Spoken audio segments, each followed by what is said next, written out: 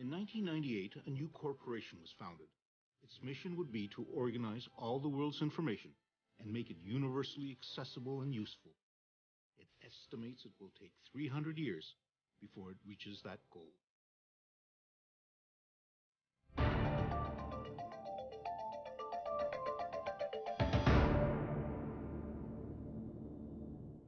Successful companies start with very audacious goals, and there's no question that the Google organizing all the world's information and making it useful was an audacious goal.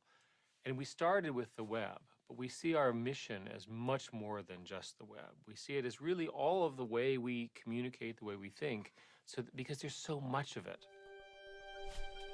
Google may have started out as a simple search engine, but today with applications like Android, Chrome, Wave, Picasa, Google Apps, YouTube, and Google Ocean, and now even its own smartphone, it's become an internet powerhouse. This technological tsunami pours forth almost daily from its development teams located around the world. In the process, Google has become a global vacuum cleaner of digital data. It handles an estimated 20 petabytes of data every day. That's the equivalent of 130 billion photographs or 5 billion songs on an iPod.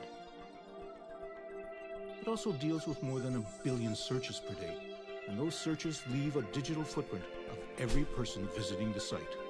Well, one of the interesting things about Google searches is it really is a database of intentions. It is an incredible collection of what you are thinking any given moment based upon what you're searching for, based upon what you're writing in emails. And any institution who has access to that can have power over you or potentially adversely affect you.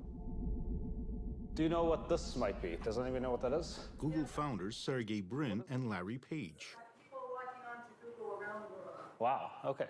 I didn't really realize what it was when I first saw it, but this is what helped me see it. This is what we run at the office that actually runs real time, and every one of those rising dots represents probably about 20, 30 searches. Their ultimate goal is to make Google into an all-knowing entity. So this session is supposed to be about the future. So I thought I'd talk at least briefly about it. And to do the perfect job doing search, you really have to be smart. In fact, the ultimate search engine would be artificial intelligence. And so that's something we work on. It is somewhat ironic that they use an image of the rogue computer HAL from the movie 2001: A Space Odyssey when they are promoting such a benevolent message. Partly, we want to make the world a better place. If I ruled the world, every day would be the first day of spring. In just over 10 years, Google has become one of Silicon Valley's biggest and most unconventional players. In that time, it's cultivated an image of a large but benign presence. That public perception is changing. When Google began to scan and digitize millions of books, authors and publishers responded not with hurrahs, but lawsuits alleging copyright infringement. Not long after Google News was launched, Google became the target of condemnation by the print media, which accused it of destroying their ad business and being responsible for plummeting circulation revenues. But with Google's YouTube site, the music and television industries see a threatening competitor undermining their traditional methods of making money. And when Google started photographing streets, it outraged privacy advocates. Wherever or whatever Google expands into, it always seems to be accompanied by disruption and upheaval. And whenever controversy does arise, Google falls back on a corporate motto that was born out of an early Google employees' aversion to corporate speak. Having come from Intel, kind of had the I don't want to work at a big company idea in the back of my head. And so I was interested in something that would be a little bit more provocative and a little bit more interesting and maybe make people a little bit uncomfortable. And so just sitting there in the meeting, I was just trying to think of something interesting. And so what popped into my mind was just don't be evil. When I came in, I thought this was a joke. I thought that it was just a way of marketing within the company. And then one day I was sitting in the room, and I'll never forget, We're having a discussion about advertising, and one of the engineers named Ron pounds his fist on the table and says, "That's evil." And all of a sudden, conversation stopped. It was as though everyone had jumped around the table and hid underneath it. And all of a sudden, it focused the conversation on whether this particular change was positive or negative for customers. We ultimately did not make the change for that reason. It's not a bad motto, but it's misplaced because it gets increasingly difficult to say that one is not evil when thinking about the scope of different activities that service providers are involved in. It's no longer just search. The search engine Google was born in that hotbed of technological innovation, the Computer Science Department at Stanford University. Larry Page and Sergey Brin met as grad students in 1995. They had much in common. Their fathers were both college profs, and their mothers were scientists. Both were born in 1973. Both grew up with and loved anything to do with computers. Our PhD program is very selective, but it's not like when they showed up the first day, I said, oh, this is the smartest person I've seen in my life. Hector Garcia Molina was one of Sergey Brin's advisors, working with him on some data mining problems. The one thing that stood out about Sergey was his age. When I got him here as a PhD student, he was 19 years old. So that was the main thing that stuck in your mind was when you saw him as this just very young kid who knew a lot and was very smart. Sergey Brin, born in Russia, was the math prodigy who loved swimming and gymnastics. Larry Page was the inventor, looking to change the world. At some point, I don't know exactly when, they connected and started working together on the search engine. They created their earliest search engine from off-the-shelf computer components, some of which they begged and borrowed from the university, and after they maxed out their personal credit cards, they came up with some ingenious solutions to their limited finances. And then Larry discovered that he could get a better deal by buying the individual disks without the cases, and they built their own machine, and they got more storage for the same amount of money. With a structure made of toy building blocks and their secret algorithm sauce, which they called Backrub, they cobbled together a revolutionary new search engine. One could immediately see that the ordering of the pages was substantially better than what AltaVista was providing.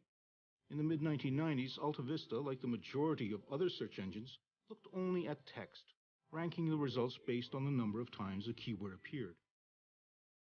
Larry and Sergey's search engine was far more sophisticated, with a mathematical algorithm that looked at the number of links to and from internet sites. The more links, the higher the rank.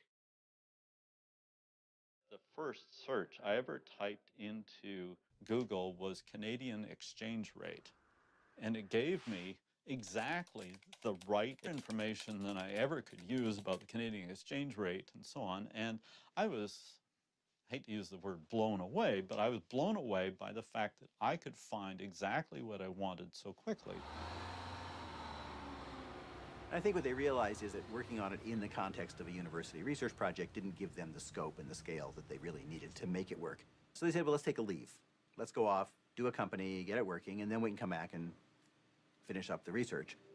Larry and Sergey were preparing to leave Stanford to start up their search engine company, which by this time they registered as Google, a misspelling of a mathematical term for one with 100 zeros after it.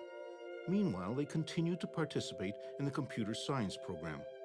They had presented some work they had done on a search engine, and naturally, given my interests, I wanted to be part of it. Google had its very first employee, Craig Silverstein, a fellow PhD candidate.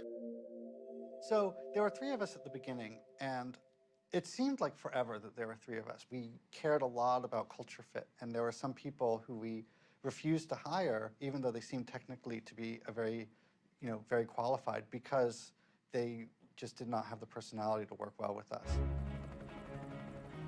The three Stanford postgrad students opened up corporate headquarters in that cliché of Silicon Valley, a garage. The company began to expand. I joined in January of 1999, which was a few months after they had started. There were 4 other people at the company, including Larry and Sergey at the time, and they were renting half a house from someone who was still living there and who is now a vice president at Google. And the computers, everybody was working in offices, or in bedrooms, if you will. And the garage was included, and I believe we had a printer there, we had a ping pong table there, but the whole company was not living in the garage. We totally worked out of a garage, and I made sure that we did. It was maybe one day a month, or one day every 2 months, but I made sure that every so often we'd go out into that garage, and we would do some work there. Well, I wanted to be able to tell people times like this that we started in a garage, and so for the record, we started in a garage. It's just in a garage that had rooms in a house attached to it. As Google outgrew its garage, it moved corporate headquarters into a regular office space in downtown Palo Alto. We were in Palo Alto back in those days, which is like a restaurant town. My goal was that we would go to a different restaurant every night. We'd eat out dinner all the time. We'd eat out lunch all the time, in fact. The company was expanding quickly, and soon they moved again. But with few restaurants around this new location, Larry and Sergey decided that it would be more efficient and more cost-effective if they had their own kitchen with their own chef. The one who was chosen had on his resume a stint cooking for the band, the Grateful Dead. They offered me shares in the very beginning, and I was very reluctant. You know, I talked to my dad about it, and I was like, Pop, these guys want me to give them money for these shares in a company that isn't public. And he's like, it's a scam. Don't believe them. Don't you give them a dime. Unlike other search sites, the Google homepage was clean and efficient, free of annoying banner ads and pop-ups. Larry Page and Sergey Brin watched as their search engine Google became more and more popular. But that engine still wasn't translating into real money, and they had no viable business plan to make Google turn a profit. Our founders decided that for the longest time that we weren't going to get into the ad business. However, I think the breakthrough idea came when we said, look, why don't we just show ads that are purely text-based and doesn't have any, moving images or distracting stuff. Based on the search, Google would provide simple ads for people to click through. So in October 2000, Google embarked on a new business, online advertising. Almost immediately, ad money started to flood in, and pressure grew on Larry and Sergey from their venture capitalist investors. They wanted an experienced CEO to run the place. Larry and Sergey chose a seasoned veteran of the tech world, Eric Schmidt. He had successfully run software maker Novell, and before that, he was with Sun Microsystems. But perhaps what was more important for the founders was that he shared with them a background as a computer science engineer, married to a strong entrepreneurial drive. Well, Google has taken the position that creativity occurs from individual entrepreneurs deep inside the company, often who have an idea but don't have time to work on it. So we invented a concept called 20% time. And every technical person in the company is supposed to, and we encourage them to spend 20% of their professional time on things that they find interesting, not things that we find interesting. Employee number 23, Paul Buckheit, who was the originator of the motto, "Don't be evil," was also the engineer who in just one day came up with Gmail, an email program used internally by Googlers. There were a lot of objections to even doing Gmail in the first place, but one of the big ones was that there was no way to make money with email. So there was this idea that had been floating around that maybe we could do targeted advertising. For example, if you get an email about a ski trip, you'll get maybe an advertisement for ski equipment or gloves or something like that. He decided to try writing some code to see if it was possible for Google computers to scan the Gmail messages and spit out an appropriate ad. When I arrived the next day, people were pretty excited about it, and not always in a positive way. Some people thought that it was actually a terrible idea. What I recall from the meetings, which occurred over about a year, was this constant debate of what kinds of features would advertising work and so forth. And we ultimately decided to try it. And we, in fact, launched Gmail on April 1st. It was seen largely as a joke. The addition of targeted ads to Gmail in 2004 proved to be no joke, adding to Google's ever-burgeoning bottom line. Google had transformed itself into an advertising money-making machine. Now, when we talk about publicity, the Google IPO has received more publicity than any other IPO in history. When Google was preparing for its initial public offering of stock, it had to disclose a closely guarded secret, that it had staggeringly large revenues and profits. It took most investment observers by surprise and made Google a very attractive stock to own. And so August 19th, 2004, the first day of trading of Google shares, saw the creation of hundreds of freshly minted millionaires. Those early investors and first Google employees had struck the motherlode. For people who get into a company because of the money, an IPO is a big deal. Any exit strategy, you're bought by someone else, you have a public offering, whatever, it's a big deal. And it causes you to rethink your life because your dream has been achieved. I'm doing okay. I'm comfortable. Most people would consider me wealthy. I consider myself wealthy. Larry and Sergey were now way beyond wealthy. It took just 6 years for them to become billionaires. Their company, Google, had become one of the world's top search engines. It's even made it into dictionaries as a verb. Google as a technological tool has become part of pop culture. And young people's perception of Google as a cross between a college dorm and geek heaven means that Google receives more than 1 million job applications a year. You come to Google, and first time I'm really feeling like everyone knows what they're doing and they know it better than me. So just what does it take to be one of the chosen few selected to be a Googler?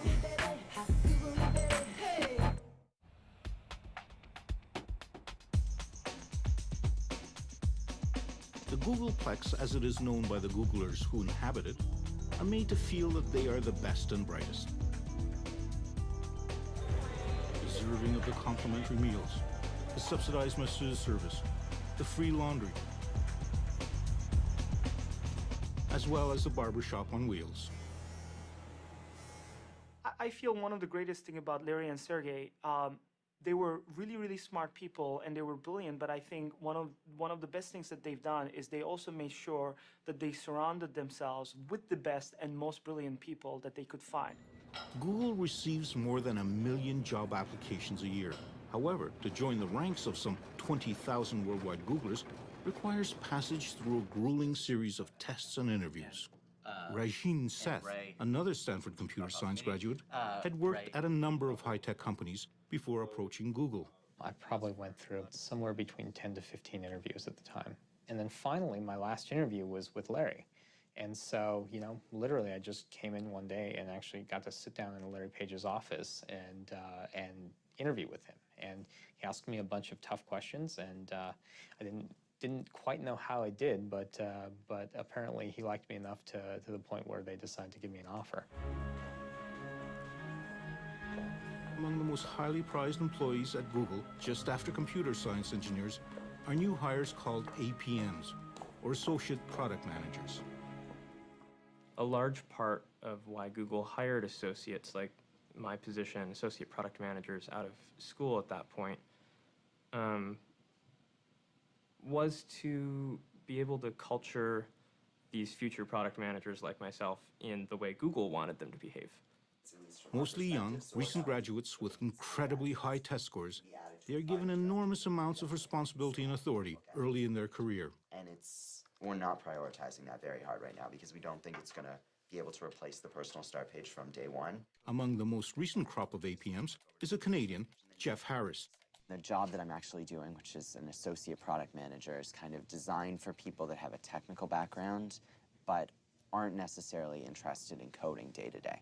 So what my job ends up being is communicating with the engineers who do code all the time and kind of just making sure that all the engineers are working together towards the same goal. So I'm just turned 22.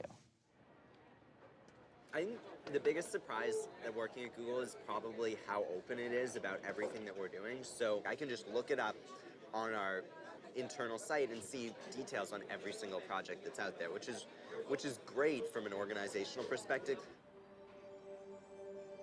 Although Google might be highly transparent internally, it, like so many of the other big Silicon Valley high-tech companies, is extremely sensitive about what outsiders are allowed to report on, whether that be code on monitor screens or the doodles on the whiteboards, which are seemingly everywhere. We believe in having whiteboards all over the place, and the reason for that is to really spur creativity, so that you can draw things and communicate ideas and work with other people on that idea. secure data connector here, right? Is our ability to publish programmatically going to be released at the same time, or is that? Yeah. And so a lot of times people will pull out their phone and take a picture of the whiteboard and send that around as an email. You know, those end up being part of the notes for the meeting. Besides having whiteboards and food stands everywhere, the other striking feature about Google Offices is the absence of paper. We operate very much in a paperless manner. You know, one of the things that we've done here at Google is that users have laptops that they carry with them to the meetings that they're in. A lot of the note-taking is done electronically so that it can be instantly shared with people. An insatiable appetite for the new and innovative, spanning a wide spectrum of technologies, means Google is constantly on the prowl. But not everything, of course, is invented at Google. We also have teams looking for great technology in small companies that we can pick up, that we can buy, where they would benefit from the structure of Google. With plenty of cash and stock at its disposal, Google is able to scoop up companies it's interested in. That's how YouTube became a Google product, as did Google Earth and Picasa, as well as a web-based word processing program called Writely. Writely was a word processor in the browser. You just go to it as a normal website and it just works. Google noticed it because we were, getting a little bit of press. Google bought Writely and hired its founders to help develop it further. My experience has been a little bit like I was a kid folding up little paper boats in a stream somewhere, and it was really fun. And, Daddy Warbucks wandered by and said, "Kid, this is great. Here's a pile of quarter-inch thick plate steel and an army of arc welders. Go build me a battalion of battleships." Writely has morphed into Google Docs, a word processor that moves the application and its data from the personal desktop computer to Google's servers. It's a little bit strange. It is strange. I'm definitely, I'm a 42-year-old graybeard now, right? Like, it's kind of, I'm not that old, but here, that's 90th percentile or something. I don't know what it is, but yeah, there's a lot of young engineers here. That it doesn't bother me. I think it's interesting to me. I think everybody gets to this point in their career where things begin to seem obvious. I don't mind the technical culture here. I'm not intimidated by it. I'm very productive, fierce, kind of meat-eating coder when I'm writing code, and they're all afraid of me. So they don't bother me. It's good. I wasn't here when they founded it, but my understanding of the founding conception of the culture is they wanted to do things and see things from an engineer's perspective. We do have a lot of P1. From that perspective, efficiency might very well be an engineer's prime directive. Triage on them. Right now I'm looking at the one where you open a text document in Gmail and it gives an error.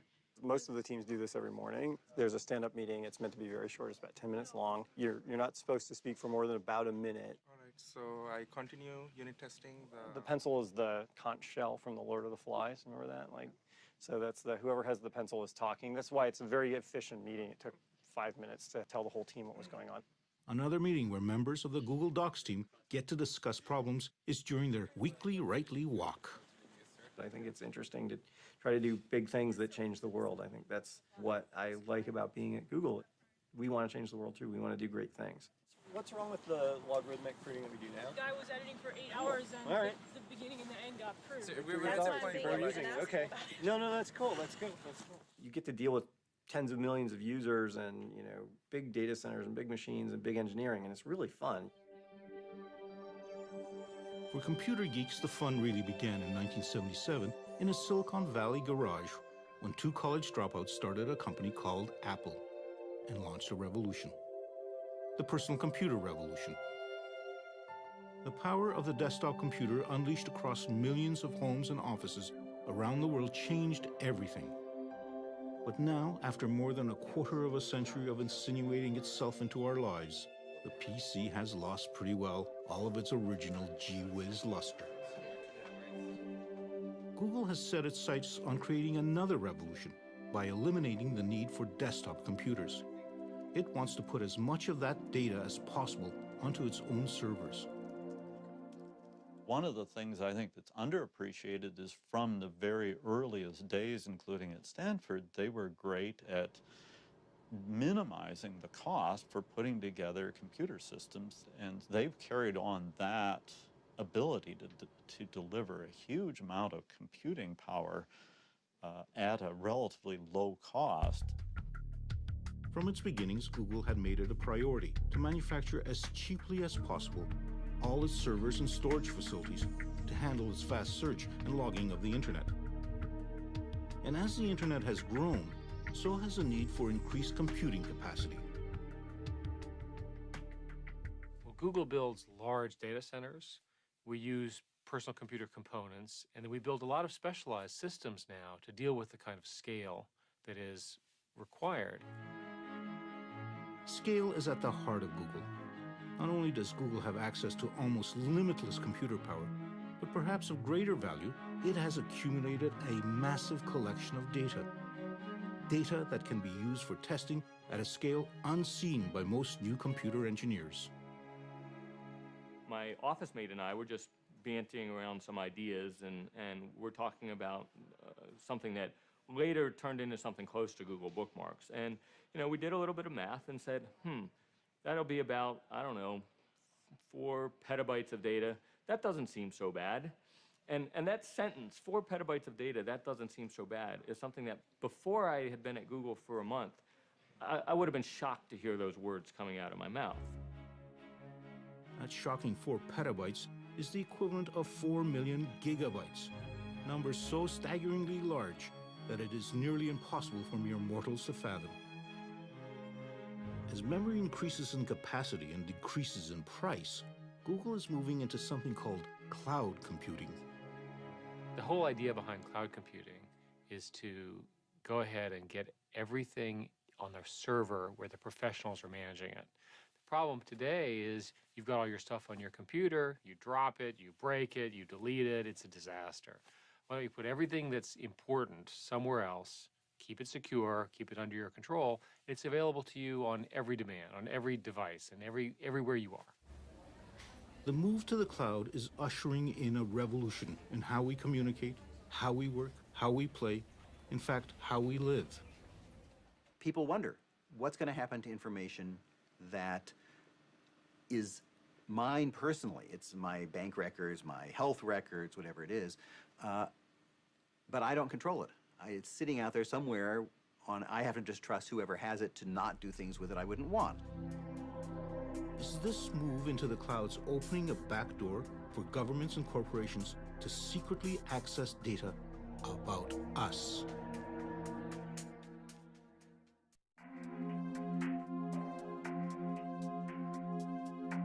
If everyone's digital data is moving into computer clouds, just where are these clouds? One of them has touched down in the foothills of the Blue Ridge Mountains in North Carolina. This was once the heartland of American furniture manufacturing.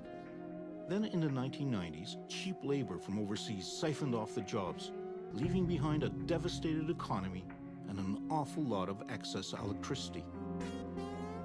It just so happens that computer data centers are voracious users of electricity to run the servers and to cool vast quantities of water used for refrigeration.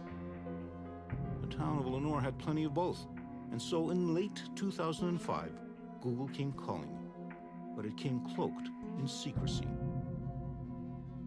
From Google's perspective, at least as I understood it, it was that the race to build these data centers is so intense, and the information, at least they see it, is so proprietary that they didn't want any of their competitors to get wind of what they were doing.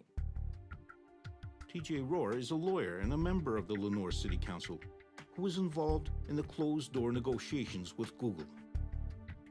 They would reveal information to us that we couldn't reveal to anyone else.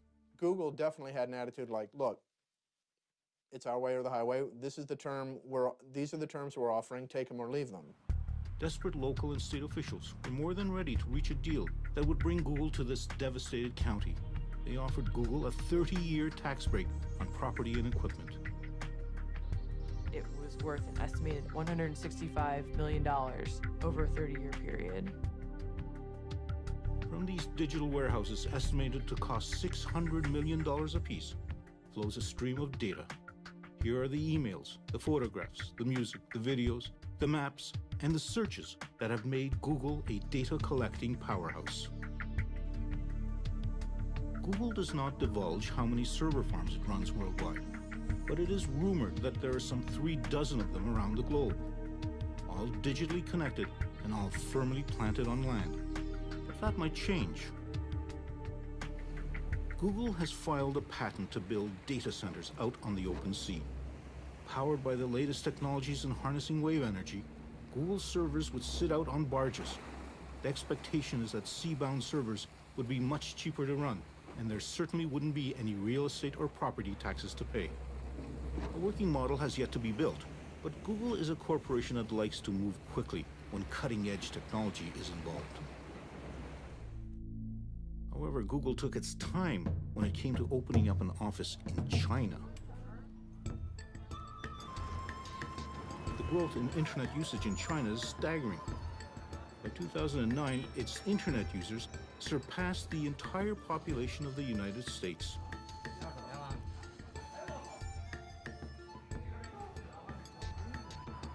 It is an exploding market made more complex by a censorious government. We were late in entering China. We were late because we were concerned about some of their content laws. In order for Google to set up an office in China, it had to agree to block certain sites from its search results. The Chinese government decides who gets past their Chinese firewall. To run Google in China, they landed Kai-Fu Lee, a senior executive at Microsoft, who was once in charge of their operations in China. In 2005, Kai-Fu Lee found himself in the role of Noogler, as new Googlers are called. When I joined Google, I used the word shock to describe what I felt I saw. And I think it's a combination of things. It's a combination of the Google values, and that's just how young and happy this company was. It's my goal to make the culture in the Google China office as close as possible to that of Google Mountain View office. It's impossible to make it exactly the same because the Chinese culture and the American cultures are different. Nothing separates these two cultures more than who is actually using the internet.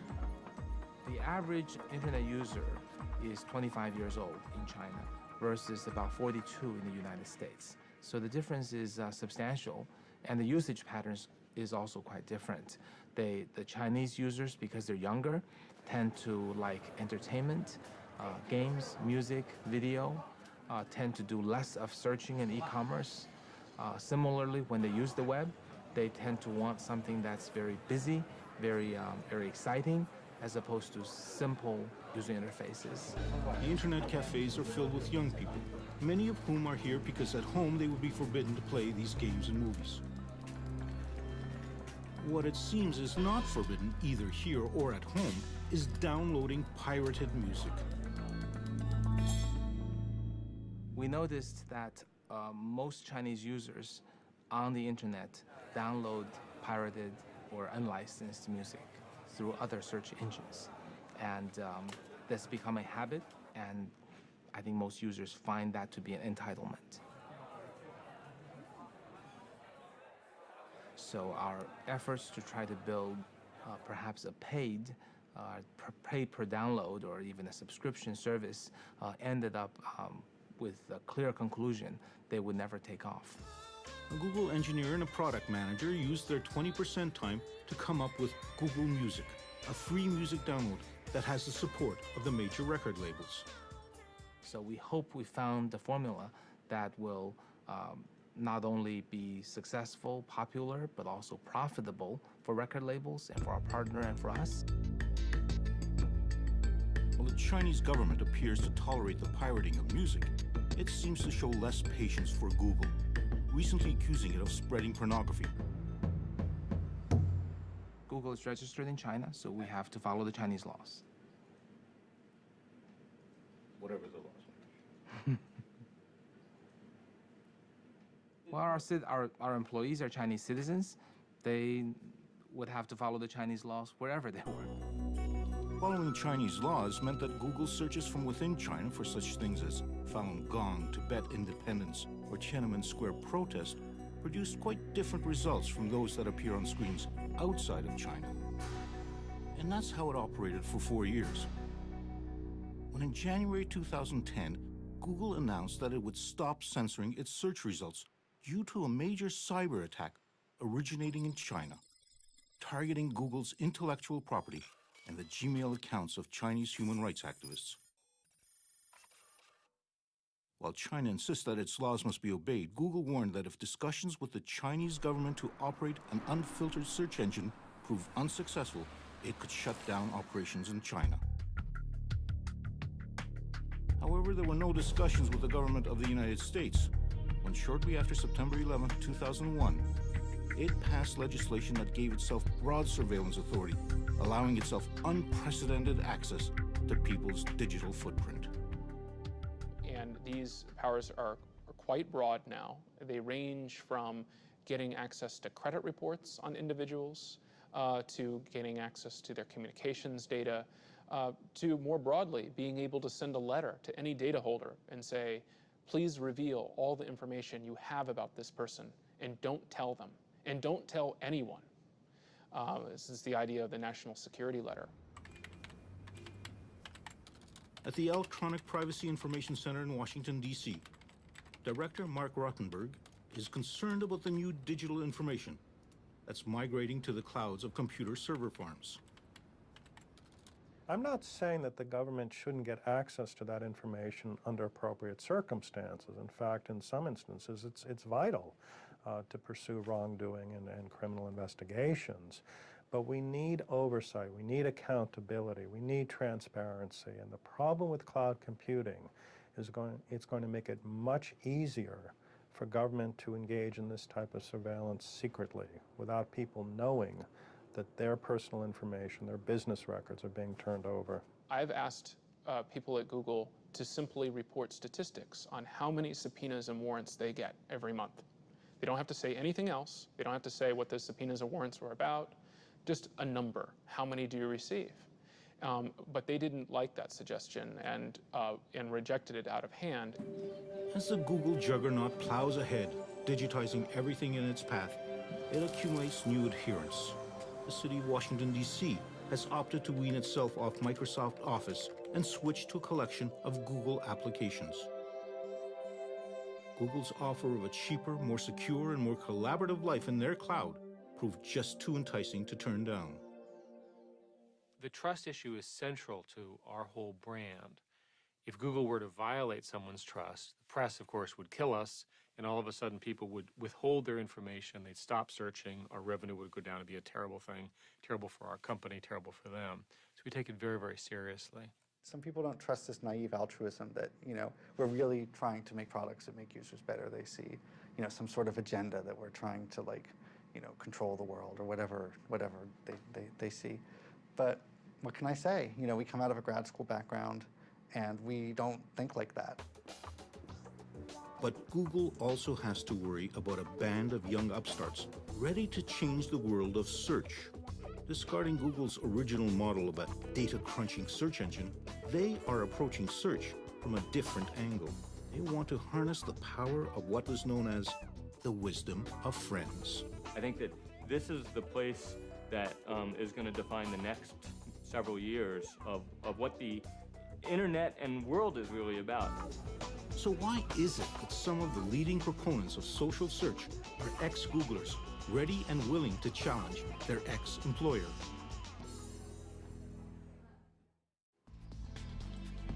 With almost 20,000 employees worldwide, Google is beginning to see some of its early hires leaving for what they see as the next big thing. In a down-market district of San Francisco, an internet startup has an abundance of Google corporate DNA. Several of its founders are ex-Googlers.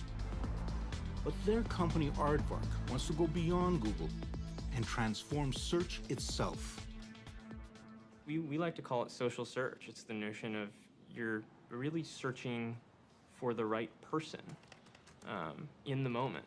And it's not that you want to know their bio, it's that you really want to interact with them because they know something that will help you in your moment. Sometimes it's not really written down on a web page, but someone out there really does know the answer. And we all have social networks. Aardvark is basically a utility that lets you tap into that. Just down the highway, in a nondescript industrial mall in Silicon Valley, there is another social network startup with its own list of very impressive ex-Googlers, including Paul Buchheit, who so famously, or perhaps infamously, coined Google's motto, "Don't be evil." Their tiny company called FriendFeed is developing a new social network service that shares and keeps track of what friends are listening to, reading, and posting on the web. None of us really knows what's going to happen next. But in many ways, I find that that's actually part of the fun of a startup. At a big company, I can pretty easily predict what's going to happen next year. At a startup, you have no idea what's going to happen next. Next year could be a huge success or it could be a huge failure. Google had been eyeing FriendFeed for possible acquisition. But before FriendFeed could even reach its second year in business, it was gobbled up by social network phenomenon Facebook for a reported $50 million. Facebook, founded by a Harvard dropout in 2004, has undergone an explosive growth and represents a real challenge to Google, at the same time attracting a surprising number of ex-Googlers. I think leaving Google is, and choosing to come to Facebook just demonstrates how compelled and convinced I am about the importance of Facebook's mission. Facebook, along with Twitter, are currently the hottest social networks around, and they have realized that their kind of friend-based recommendations is a form of search far removed from Google's cold, calculating algorithms.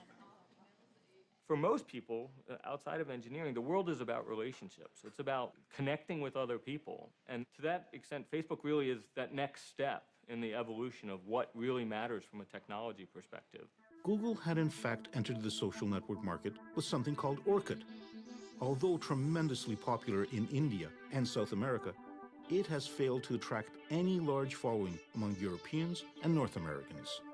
Google really didn't jump into the social networking business, and I think that's partly the personality of the founders. I think they're engineers who, small talk with your friends is not the priority. It's getting information from the scientific world is priority. So I think in some sense there was always a bias that this was sort of not very interesting, not very important. Why would you want to spend time on it? And of course, as the world has moved to Facebook and Twitter and all those things, they've said, oh, well, we can do that technically too. Sure, we can put Twitter-like things into Gmail. We can put Facebook-like things. We have Orkut. But I think the heart of the company isn't in it. It's not what the company's about. It's about information, all the world's information. Google really believes that the data is going to create incredible benefit for society. The company firmly believes that it's going to find ways to use data to make our lives better, to make our lives easier, to make decisions more efficient. They firmly believe that.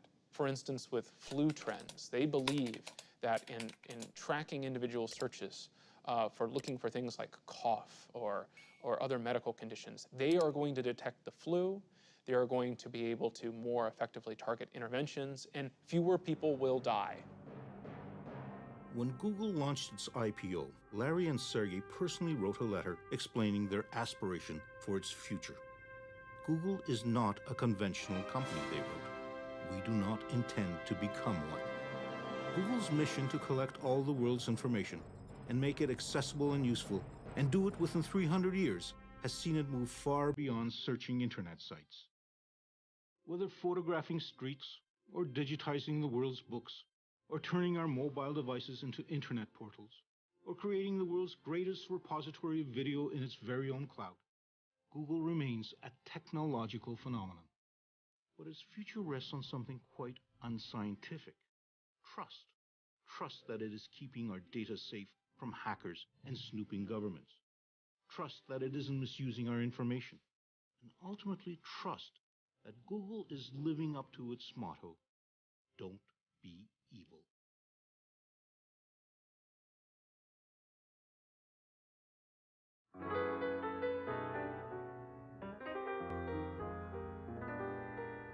If I ruled the world, there'd be happiness that no